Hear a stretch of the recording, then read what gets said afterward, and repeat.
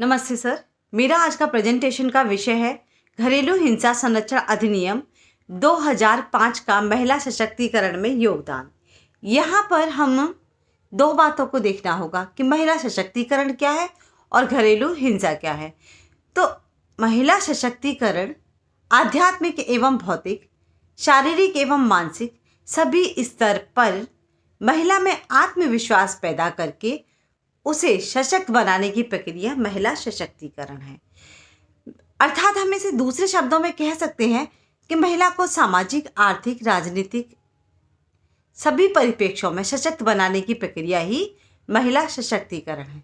अब परंतु मैं पूर्णतः इस बात से सहमत नहीं हूँ, क्योंकि महिला तो पूर्णतः पहले से ही शारीरिक और मानसिक रूप से सशक्त है, अपितु उसे वह परिस्थितियाँ अवेलेबल नहीं कराई जाती जिससे कि वह अपना क्षमताओं का प्रदर्शन कर पाए।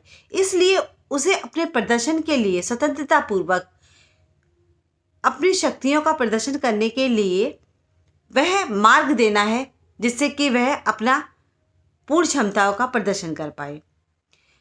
अब है घरेलू हिंसा। NFHS की रिपोर्ट के अनुसार 40% महिलाएं जो विद्यालय नहीं गई हैं घरेलू हिंसा का शिकार होती हैं। पुनः महिला राज्य आयोग के अनुसार प्रत्येक 40 मिनट में एक अपहरण की घटना होती है और 102 मिनट में एक दहेज हत्या का मुकदमा दर्ज होता है। नेशनल क्राइम रिपोर्ट की बात करें तो प्रत्येक 46 मिनट में 1 लाख महिलाएं घरेलू हिंसा का शिकार होती हैं। इन सभी आंकड़ों को देखते हुए सरकार के लिए यह आवश्यक हो गया कि वह ऐसा कोई कानून बनाए जिससे कि महिलाओं का संरक्षण हो पाए और वह सशक्त बन पाए। इसीलिए 2005 में घरेलू हिंसा संरक्षण अधिनियम पारित हुआ और यह 2006 में लागू हुआ।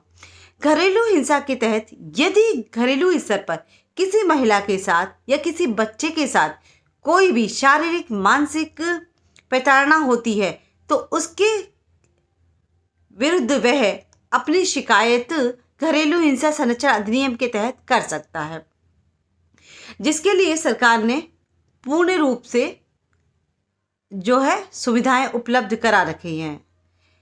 पुनः घरेलू हिंसा संरक्षण के लिए हमें महिलाओं का जो समाजीकरण होता है उसे भी देखना आवश्यक है कि उन्हें पहले से ही इस प्रकार से समाजीकृत किया जाता है कि वह पुरुष के अधीनस्थ हैं, वह शक्ति विहीन हैं। उन्हें सिर्फ जो प्रोटेक्शन है वो पुरुष के संरक्षण में ही मिल सकती है।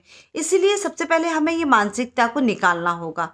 जैसे कि सीमांत बुआ ने भी कहा था कि महिला होती नहीं, बना दी जाती है। जैसे कि हम उदाहरण से देखेंगे तो मैं स्वयं अपने बारे में देखती हूँ कि जब हम नुमाइश में जाते थे या किसी भी मेले में जाते थे तो वहाँ पर जो भी घरेलू, जैसे किचन के लिए किचन का बॉक्स मिलता था जिसमें सारे किचन के सामान होते थे, तो वो चीज़ें लड़कियों को दिलवाई जाती थी। जैसे कि मैंने भी छोटी थी तो वहाँ से वही खरीदे हैं। और जो भैया था उसके लिए जो है रिवॉल्वर, जो भी पिस्तौल, जो भी चीज़ें मतलब आर्टिफिशियल थी वो दिलवाई जाती थी। तो उन्हें पहले से ही दिखा दिया था कि उन्हें परिवार की सुरक्षा करनी है, और परिवार की ही नहीं अपितु बहन की, पत्नी की, माँ की सुरक्षा करनी है। बजाय इसके कि हमें यह बताया जाता कि हमें अपनी सुरक्षा खुद करनी है, हमें पहले से ही अधीनस्थ बना दिया गया।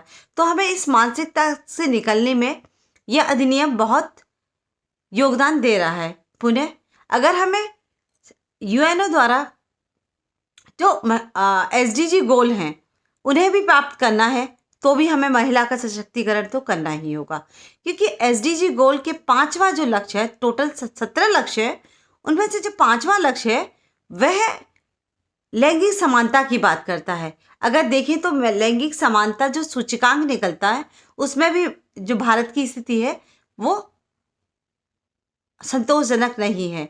इसलिए महिलाओं पर तो, क्योंकि हमारी आधी जनसंख्या महिलाओं पर ही निर्भर है, और जो हमारा कहते हैं कि भारत गांव में निवास करता है, तो हमारी 68% जनसंख्या जो है वो गांव में निवास करती है, जो कि घरेलू हिंसा की शिकार भी होती है। तो हमें उन सबको सशक्त बनाने के लिए घरेलू हिंसा संरक्षण नियम का सहारा लेते हुए महिला सशक्तिकरण को जो है उसमें योगदान, अद्वितीय योगदान के रूप में सिद्ध करना होगा। और जैसा कि आंकड़े जो है वो परिवर्तित हो रहे हैं और महिलाएं जो है अपने अधिकारों के लिए जागरूक हो रही हैं, ये इस अधिनियम का भी योगदान है। और महिलाएं अब प्रत्येक क्षेत्र में आगे बढ़ रही हैं। यही एक महिला सशक्तिकरण का प्रत्यक्ष जो है रूप हमारे सामने है। धन्यवाद।